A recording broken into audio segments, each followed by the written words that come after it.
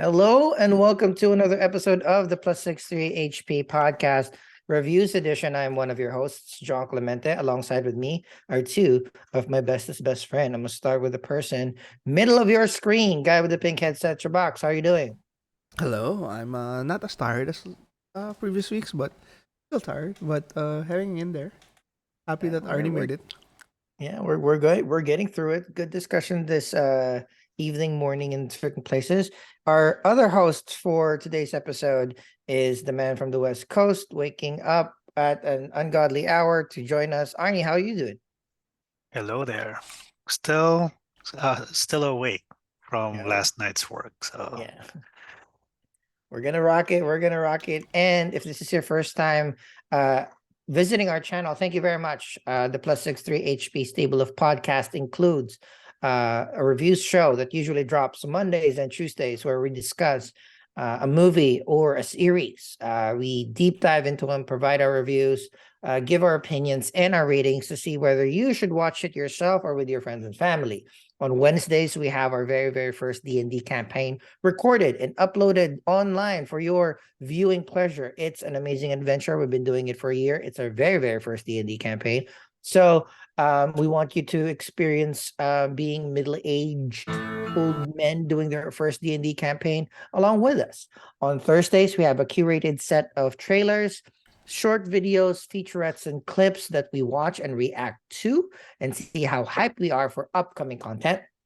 So watch that on Thursdays, and on Fridays, Chubax and our other bestest best friend RJ cannot get enough of D&D, so they spun off a second campaign where they are bad guys, and their adventure is uploaded on Fridays onto this channel. What's our channel? youtube.com/plus63hp. We're on all the socials, Twitter, Facebook, Instagram, with the handle at plus63hp. And if you don't want to watch us, please listen to us in any of your favorite podcasting apps. We prefer Apple Podcasts, Spotify, or Amazon. But wherever you have a podcasting a feed on, just search at plus63hp. We should be there. If we're not, let us know, and we'll put our feed there.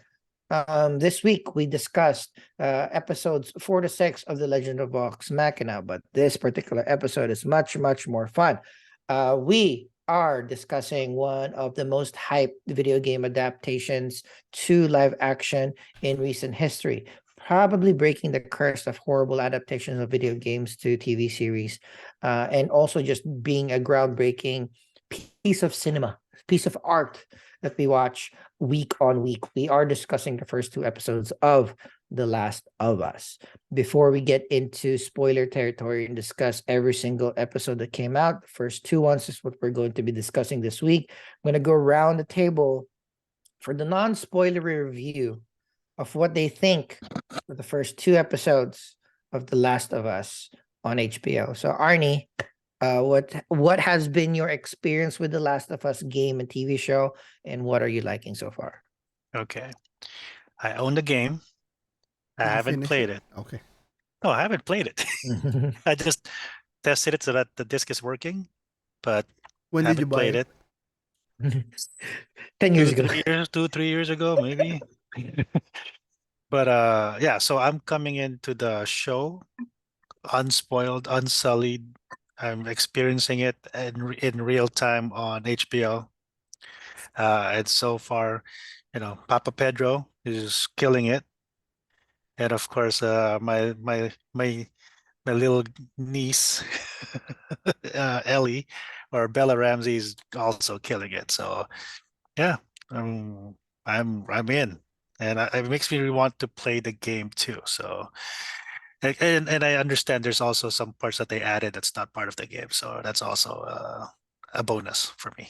Awesome. So it's going to be a good discussion episode after episode 1 and 2 Mhm. with you having not played the game and hopefully haven't heard anything about the game yet. So that's great. Mhm. Chubax, Oh, I love it. experience with the game and initial thoughts. I played the first two games, and I love it. Including the DLC, right? Yes. Yeah. Okay, cool. Yeah. So It took awesome. me a while. It Yeah, took so me years to get to the DLC, but I did. Mm. I actually I didn't play Last of Us 1 until maybe a month before The Last of Us Part 2 was coming out. So only a few years Mm. ago. So it's fairly fresh, and it was great because I bought The Last of Us Part 1, played it for a few weeks. Actually, it was my first foray in Twitch. And immediately went to the DLC, and then maybe not even 2 weeks after that, The Last of Us Part 2 came in. So it's like I was very, very much in this Last of Us wave. I didn't feel like the game was old at all. I enjoyed every single bit of it. All of the hype that I've heard for the past 8 years about the game surrounding the game was warranted. It is just great writing, great acting, great I think action. we played part two parallel. Like we were Finally, yeah. discussing it bit Yeah, by bit. exactly. When it came out, maybe we're Yeah. not like those speedrunners that can finish Yeah, it in one yeah, weekend. We took a few weeks, but the idea of it was Yeah. like, We you had time. know, Well, yeah. we don't have times. That's why. We, But the uh, game came out in 2013, and I think the part two came out what, two, two 3 years years ago? ago. Yeah, Yeah. 3 years ago. 3 years ago. Yeah. Yes. So it was like, yeah, I think one of the first PS5 games that came out as well. So it was, for me, absolutely like perfect timing, like that progression. Maybe I would have enjoyed it if I had a couple of years to like sit in The Last of Us Part 1, but I didn't care. I was like, had fun time. And the first two episodes, again, for right now, episode 1 is free on YouTube for those who are hesitant in going to trial or signing up for HBO. Hmm. I know, we do these shows so that we can advise people on what to watch and what not to watch. And this is like 2 episodes, and I think this is worth the $9.99 a month that you're going Yeah. to get in the future. It is just that good. Yeah. And I think And they announced, I don't know if it's real though, season two is already greenlit. yeah. It's announced. So Yeah. so you yes. could commit that it's not going to be canceled. So No, and Yeah. and even if it was, they said that season one is the first game, Just so yeah. it's gonna end on the end of the first game. Season two will be cool. part two, but it might be broken down to multiple seasons because part two is a Yeah. little heftier. It's a lot Mm. bigger. Yeah, A so but lot season one bigger. is gonna be the first game completely, totally. Okay. Yeah. Yeah. So it's actually, I mean, I've been before we get into the actual synopsis, like we've been listening to a lot of reviews every week. There's so many podcasts, so many outlets discussing, because that's how good this particular Yep. IP is. But in the end, the good thing about this particular or like the things that they've discussed is like, it doesn't matter the medium. If it's, Hmm. film, TV, video game. If the story is good, right, you will draw it. And then again, I Yeah. would love, in once we discuss the episode and the themes that have been kind of like discussed by the writers themselves. Yes, it is a post-apocalyptic video game slash show. It's Hmm. something about quote unquote zombies of a different kind, Hmm. but it's not. It's Yeah. really not. It's like it's more of not even a Walking Dead type of what people will do in this particular situation. It's not an I Am Legend type of somebody Hmm. just trying to survive. Now this is a fresh take on the motivations of these Yep. people, I was which gonna is say kind that. of Yeah. like, it's a fresh take. I think everybody's gonna enjoy it. And without further ado, I'm gonna do a quick, like, couple of minute synopsis of episodes 1 and 2, and we'll go discuss our favorite parts of it. So episode 1 is entitled "When You're Lost in the Darkness," directed by Craig Mazin of Chernobyl fame, written by Craig Mazin and Neil Druckmann. Neil Druckmann is the co-creator of The Last of Us. So immediately you're gonna look at it, it's like, all right, this is what this is what you really know that the care, because it's not some new writer Hmm. handling the IP. These are people that are fans, but also the people that created the source of material, so that it's done with care. So we But start the I episode think with sorry, I think the distinction here is because many people, many shows have been created with the creators Mhm. influence or help, but this one, the different, I think the different one here is with Neil Druckmann. He understands that it's TV. Yep. So he knows he's open, and he knows that Yeah. some things need to change Yeah. He's not gonna for the force a adaptation. first-person shooter Mm-hmm. gimmick or something like that. Yeah. And that's something that we can discuss. Like I've been hearing their podcast themselves. Like I've been listening to the Last of Us podcast hosted by Troy Baker, the original Joel voice. And then they were talking about like that's why Craig Mazin writes most of the episodes. Because it's different when you're watching, you experience characters differently, and then it's different when you're playing. But the good thing about both of them is they understand that, even the game was kind of linear because they wanted to be cinematic, hence Yeah. alludes itself good to a movie. And then same thing with the show. There are certain things that they could do that they can add so that there's a little bit more context because you're not playing the person, you're not making the decisions in the game. Yeah. And it's just I think it's a good partnership between the both of Yeah. them. And another comment, like there's some parts of both episodes that even without playing the game, I know, oh, this is a cutscene. And you could, oh, this is a cutscene, and oh, that's gameplay. This is a cutscene, and it's seamless. And I've seen some side by side comparison from the game and the TV Oh, show, really? and Yeah. and like the view thing, right? Yeah. It's the same thing, and and yeah, especially with episode one, like I could, oh yeah, that's a cutscene. That's something that's on rails. That's something that, oh, it's a gameplay, but it just works. And I'm impressed because I've seen some adaptations of video games that they try to shoehorn like a first person shooter thing, like with Doom, they did that. Yeah, they're doing like Yeah, a nod to the video game, but not in a yeah, cool way. And I think exactly. their nods to the game here is much more natural, right? So Exactly. Much And subtler. I've also seen some comments like, like people like, see Halo, this is how you'd make an adaptation. oh my god, that's Let's not even talk And about it. I know, but too bad In the Halo. same I breath. just have to make a point that, hey, you have a good license and a good IP, and if you put them in good hands, it works. Yeah. So, Yeah, it's all right, difficult. I mean, again, there's a lot of things that it comes into it, but again, yeah. we are thankful that there are IPs like this that are done for the betterment of the audience, but also the piece of art. So Mhm. we start with episode one with two scientists in 1968 talking about what scares them the most. One is a virologist thinking that there's going to be another major pandemic, kill millions of people. Um, but the other one says that he's much more scared of a fungus because a Yep. fungus doesn't kill you, a fungus takes over you. And then Yeah. they talked about a little bit why a fungus is not particularly feasible because fungi doesn't really live long in human bodies because our bodies are are too warm.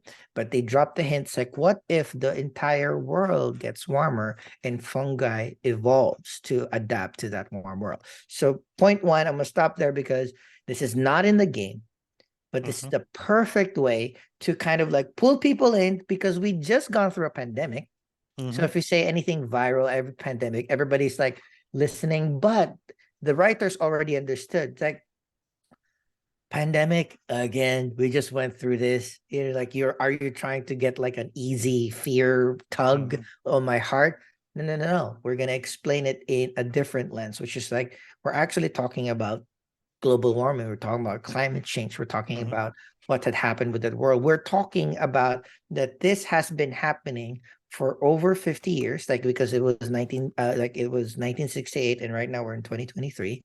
So this has been happening for 50 years now in the background. And it's not something that just like somebody created a virus and it came out.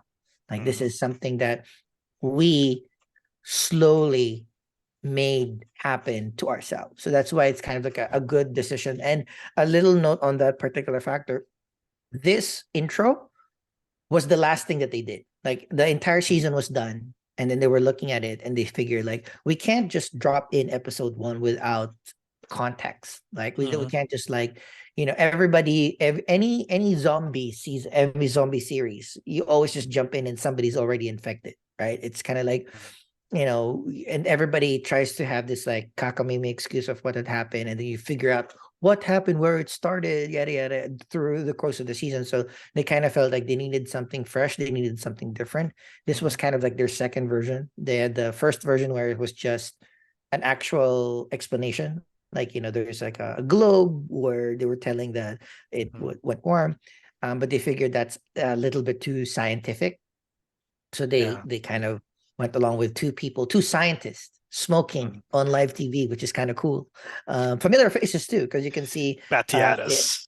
yeah, right. So and then Big going head. into Yeah. big head from Silicon Silicon Valley. Valley. So but the episode one, long and short, is the pandemic breaks out. It's done in the POV of Sarah, which is a Joel's daughter, day in the life kind of thing.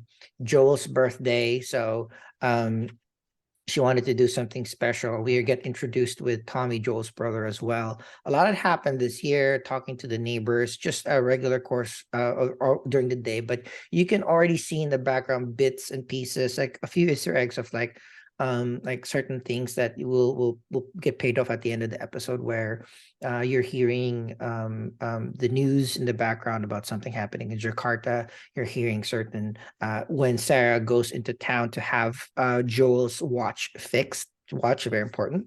The store immediately closes because of some form of issue that scared the people there. But towards the end of the episode is where we really see where Sarah comes back to the house, gets an interaction with the neighbor who's infected, formerly incapacitated, not moving old people, now eating people to life. Joel and Tommy scoops Sarah out. So Joel had to leave in the middle of the night to pick Tommy from the jail because of some altercation. But they got back, scooped Sarah out. They were making their way out of the city. Accidents happened along the way. There's a lot of Easter eggs on showing some of their problems to start, like Joel not stopping for people that needing help, thinking because they have a child themselves to protect. But on their way out, they get into a car accident. Joel and Sarah comes face to face with one of the soldiers trying to contain the people from leaving. They're not, they're quote unquote aggressively quarantining people already. And side note, that soldier that they encounter was actually Craig Mazin. That was his cameo into the season. Soldier gets a call from HQ.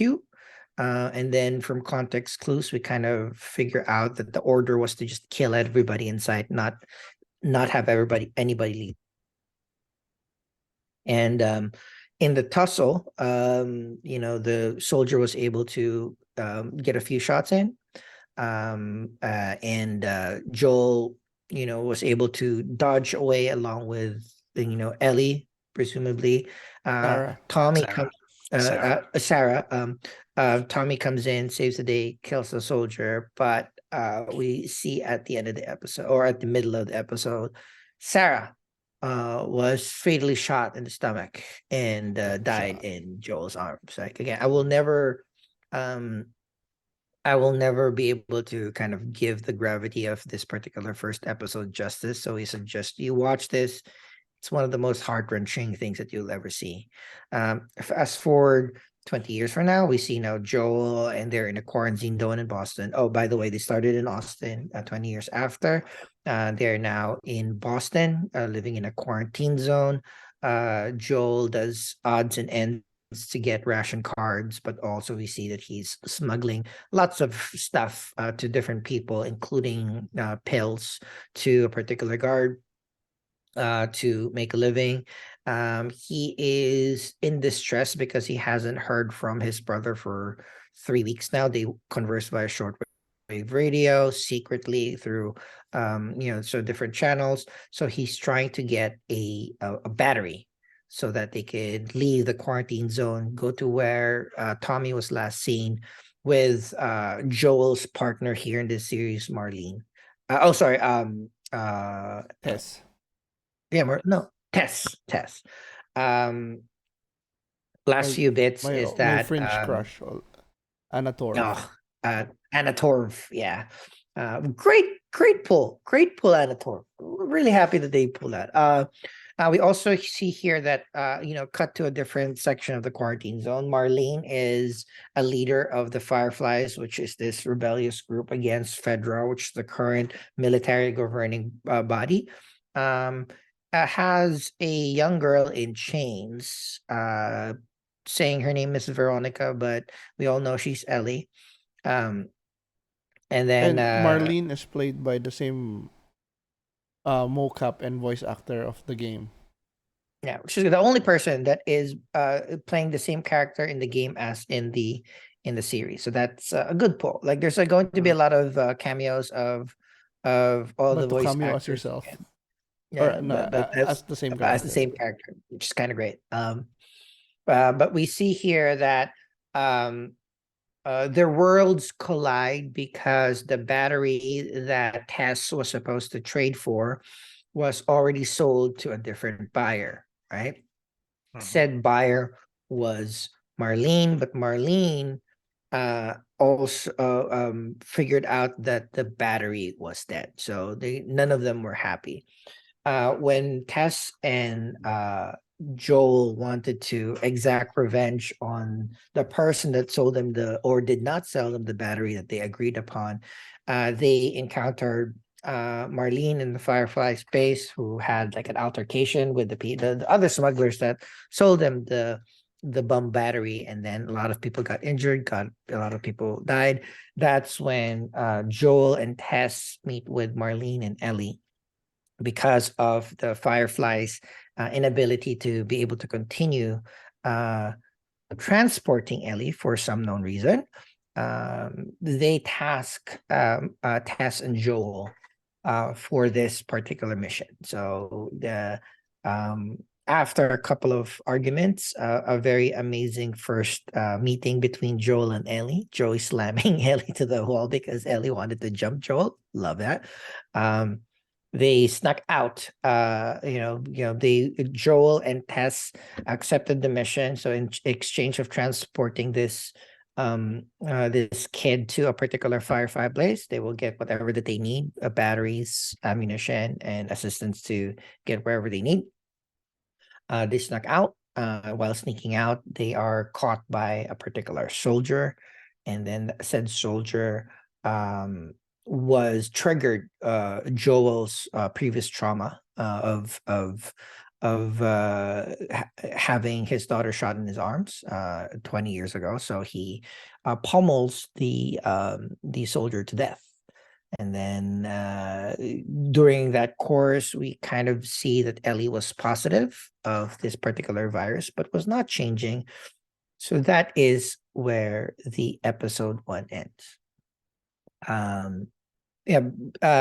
Before I go to episode 2, thoughts on Yeah, episode 1? some fun stuff like was it me or just did Bella Ramsey at times sound exactly like Ashley Johnson in my head? Like the way she delivered the lines, I could really hear Ashley Johnson in a good way. Like it's she gets Probably you. she gets she gets Ellie. I think really like Mhm. all the motherfuckers stuff. The way she Yeah. delivers those lines is just so Ellie. So Ashley Johnson. Mhm. So I love it, and then I love some of the tidbits like Arnie wouldn't know this, but the reason that they crash in the game is because they get hit by the car. There was a part there where they almost got hit Mm, by the car, right? Mhm. So that was like subversing their our expectation who our saw it, who played the expectation. game, because Mhm. that's what happens. They get side hit by the car, but here they stopped in time. But when they back up and then they get hit by the plane, and then personally, like for me, some of the subtle gameplay, subtle game hints is like when Tess and Joel break the lock and they're going hunting for Robert. Once they go in, they crouch and then The crouch. they set their backpack exactly how Yeah. how you set your stuff in the game. And so just that's But what I love I it. I it's not in this episode too, but in the next episode when they were traversing a little bit more and they were talking about, being careful and whatnot. And then they did kind of drop the hints like, so why don't we just go here with our knees, all our crouching? Like, no. It's like, oh, because in the game you're always at a crouch and but yeah, in the game you'll be crouching forever. In It real doesn't life, matter. most people won't be able to do that. Your knees Yeah, will be shot. yeah, I love it. Um, no, but this is kind of like, the good thing about a few notes on episode one. Episode one was supposed to end a little after we meet Ellie. But the HBO executives were the ones that told them to extend it a little bit more. Because like people who know the game know how important Ellie is, but the people who don't know the game don't know who the fuck Ellie is. Yeah. So it was like they needed a little bit more exposition, and then I think the decision to kind of like end it at um, you know, basically at the start, like it's like at the end is like, we're kind of flashback to Sarah when the soldier was confronting Joel when they Mhm. were escaping, and him like exacting his quote unquote revenge 20 years later. Um, I mean it was that guy's also, dead, right? yeah, that's definitely That dead. guy's dead. Yeah. Yeah. And then, this is a little cheating because this was a little more from the Last of Us podcast, but they wanted people to really watch like how Sarah's reaction when Joel was protecting her, and then Ellie's Yeah. reaction when Joel was protecting her were two Hmm. different. Sarah got scared Hmm. while Ellie got activated She was because, into it. yeah, she was like, I finally found people that will protect me or will think about me for the first time. Mhm. Because she was born in this post-apocalyptic world, you know, orphan, bounced around different military school or federal camps. So it was like, this is kind of like hinting that their relationship didn't, you know, mold overnight, right? Mm-hmm. We have to believe that they will be lone wolf and cub, right? And right now, Joel does not fucking want any any of this. Hmm. So it's not like you saw a tiny girl and that's my daughter. No, we saw in the first episode he threw a kid into the fire, Yep. right? Like he disposed of an affected kid's body. So we kind of see like this is a totally different Joel, or this is 20 years Joel, and then this is totally broken. We need to like see how they melt together. So that's why I love all the decisions that they made in this episode. Right.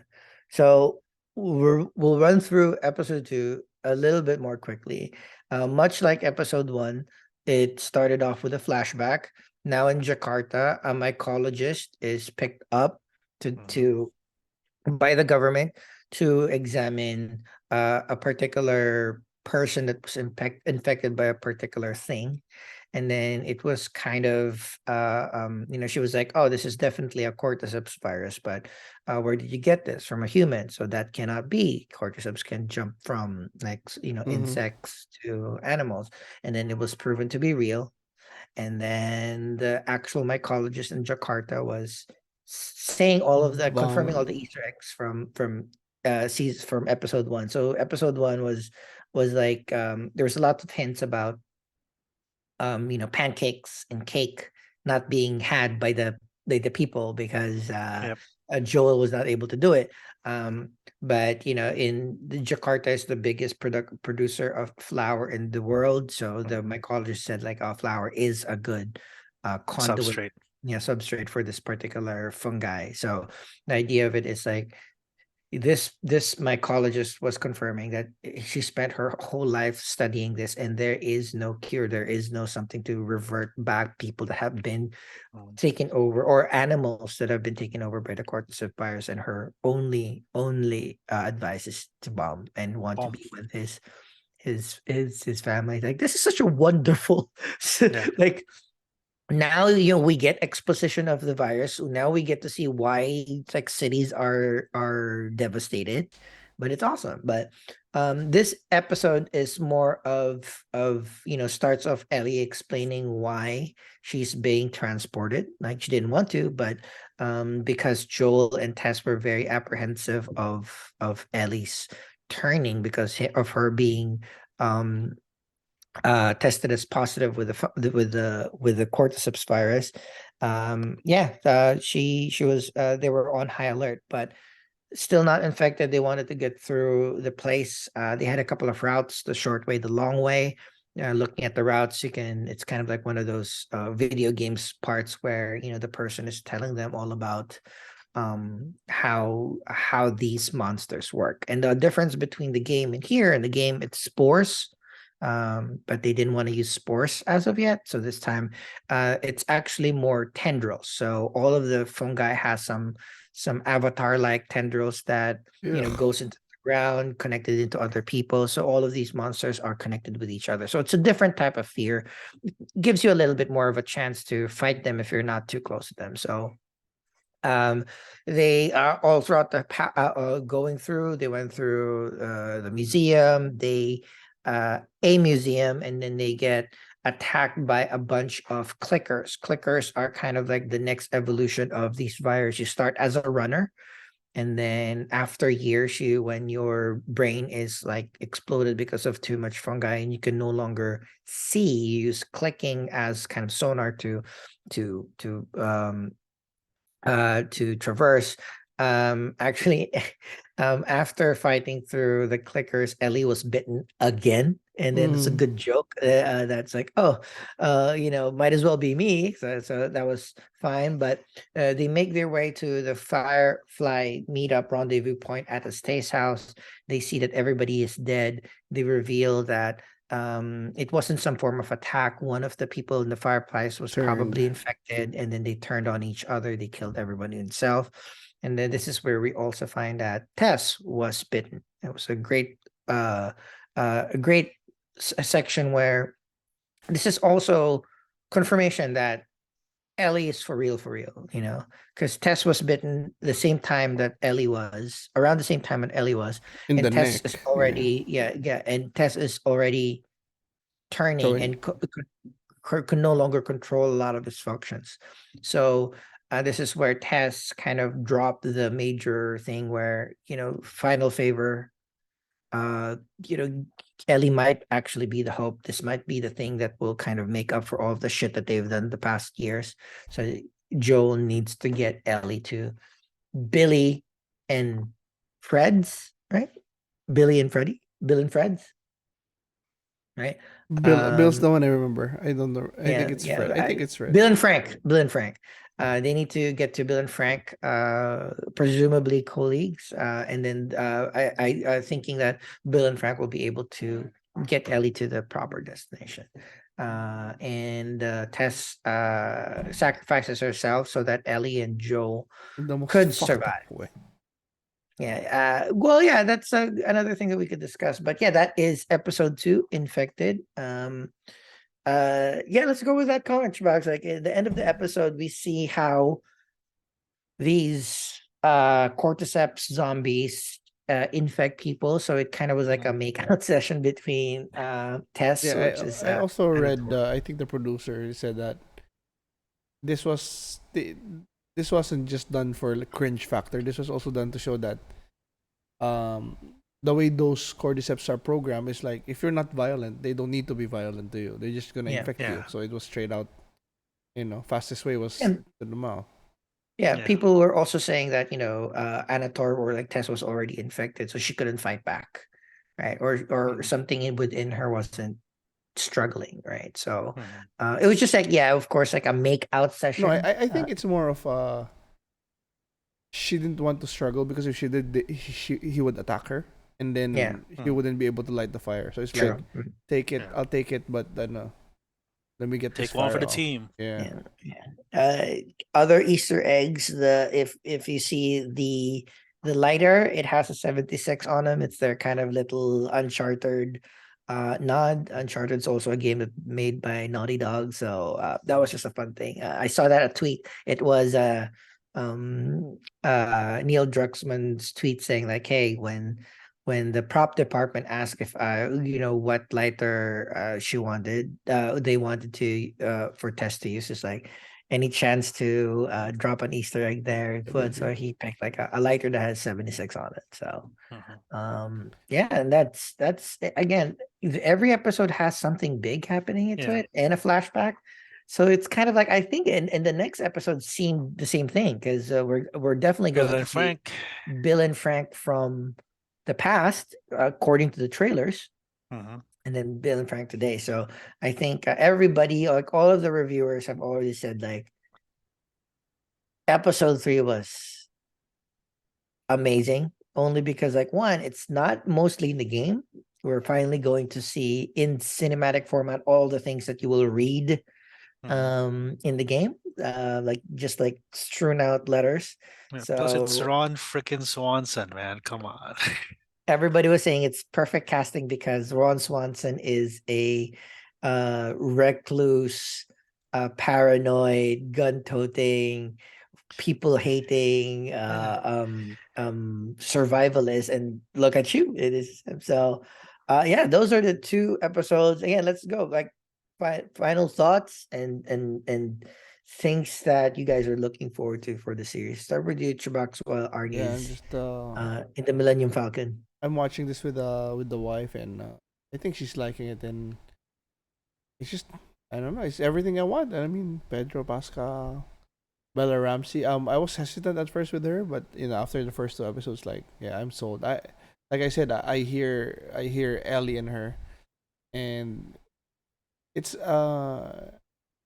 she Bella Ramsey has more Ellie in her than and Pedro Pascal's Joel is a little more different. Different, yeah. Different in a good way. He makes it's his own, and Bella Ramsey is more like able to copy it more, I guess, in a sense. Mm. Um, but yeah, I mean, everything looks great. The clickers were so Scary. good. Like I love that. It's not that easy to have a fucking headshot. It's like Yeah. Yeah. And the reloading scene, it's like all the things that we kind of complain about video game adoption, they're showing, right? Like, yeah, these you can't just like, shoot one shot and then kill everybody. Like they ran out of ammo Yeah. eventually. And even with Walking Dead, like eventually everybody just got really good at the headshots. Like, I don't think so. I don't care. yeah, and Yeah. even actually here, I think he hit him in the head a couple of times before it's not like an instant death. Yeah. Because it's not like Exactly. every headshot will hit the right thing that you need The to brain, break yeah. it. Yeah. Yeah, so Yeah. yeah, I just So, but yeah, I what a think well they done also scene. hired actors who are fans of the game who understood the motion so that they were able to do the clickers properly too. So, Yeah. Oh god. Yeah. So about you, Arnie, your final thoughts before we get into rating The Last of Us. well, yeah, as somebody who hasn't played the game, I mean, it's really well made. I mean, ever since Game of Thrones, HBO basically when they take care of a property, they do take care of the property. So, yeah, I'm excited for episode 3 on Sunday. Tomorrow, and then we'll Yeah, see. this is tomorrow. It is tomorrow. Yeah, I get everything from the acting to the writing to the decisions of all of the changes that they're doing. It makes sense. I love the flashback and then real time. Every episode has a big thing happening in it. Episode 1, Sarah dies. Episode 2, Tess dies. Episode 3, I don't know. We'll see. Maybe somebody dies, but all of the visuals is done with so much care because it kind of funnels into the actual story. Like even just a little hint about, in episode 1 when this little boy was coming into the quarantine zone and this soldier was like consoling the boy. The boy was infected, so they were definitely gonna kill him. Was it a boy or a girl?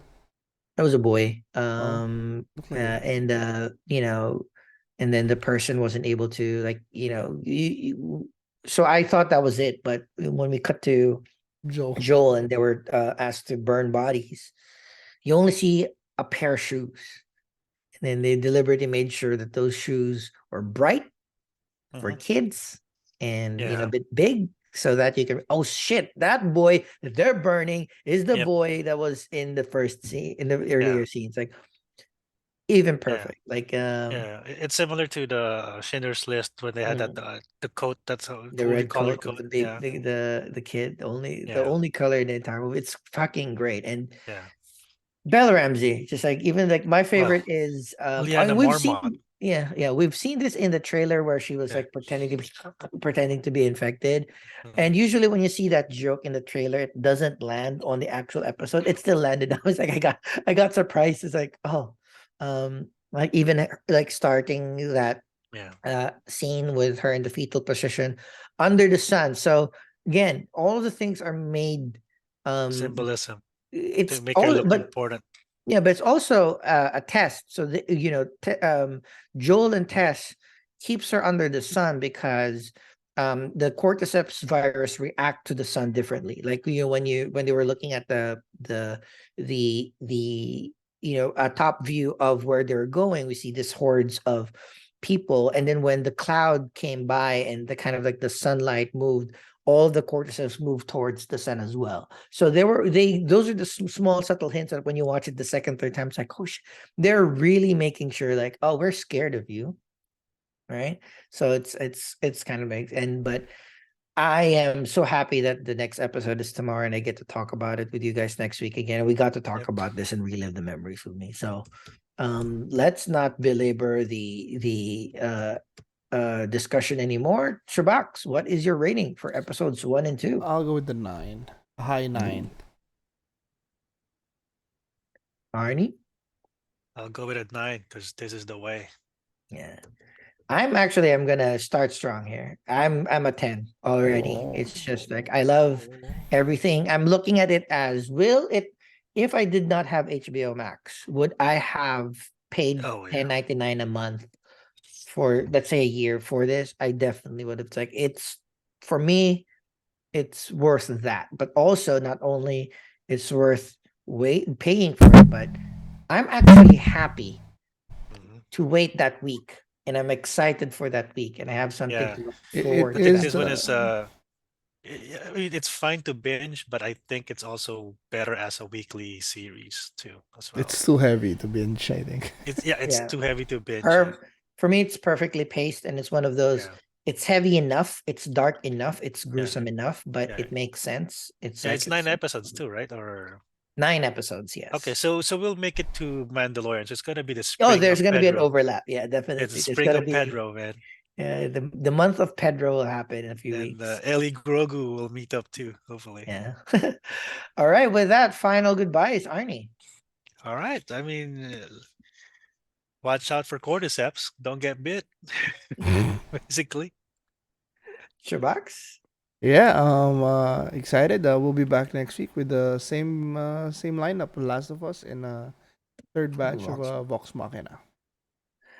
And yep, thank you very much for watching. We appreciate the view. Don't forget to subscribe to us on youtube.com/plus63. Our socials, Facebook, Instagram, Twitter at +63HP, and all of our podcasting apps will probably be there. Just search +63HP. We will see you in the next video. Thank you very much.